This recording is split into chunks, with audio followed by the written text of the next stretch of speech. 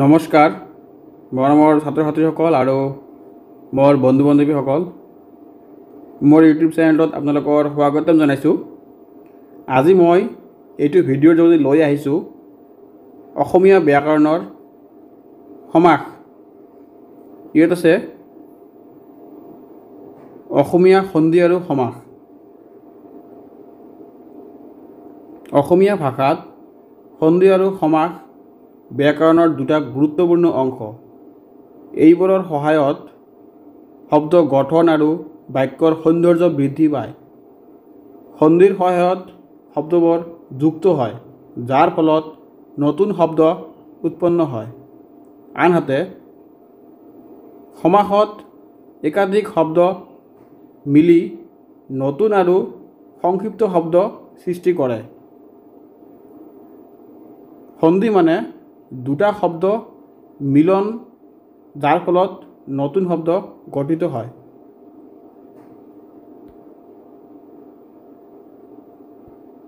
তাৰপিছত হ'ল সন্ধি আৰু সমাসৰ সাদৃশ্য।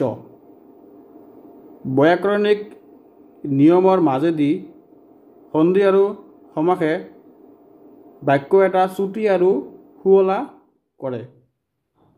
সন্ধি আৰু সমাসে নতুন নতুন শব্দ সৃষ্টি কৰি ভাষা এটিক চহকী কৰে। তাৰপিছত সন্ধি আৰু সমাস উভয়ে ভাষাৰ একোবিধ অলংকাৰ। 4 নম্বৰটো হ'ল উভয়ে নিজস্ব ক্ষেত্ৰত ব্যাকৰণৰ কিছুমান নীতি নিয়ম মানি চলে।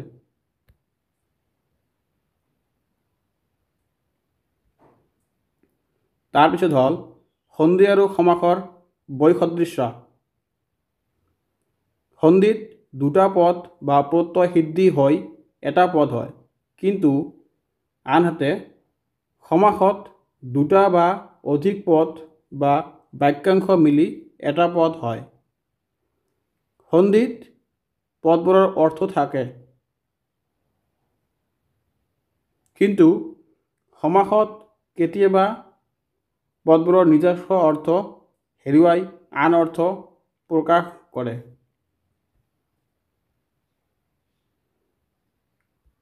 তিনি নম্বৰটো হ'ল সন্ধিত বিভক্তিৰ চিন লোপ নহয়, কিন্তু সমাসত বিভক্তিৰ চিন লোপ পায়। সন্ধি সিদ্ধি হওঁতে পদৰ বিলুপ্তি নহয়, কিন্তু সমাস সিদ্ধি হওঁতে বেছ বাক্যৰ কিছুমান পদৰ বিলুপ্তি হয়।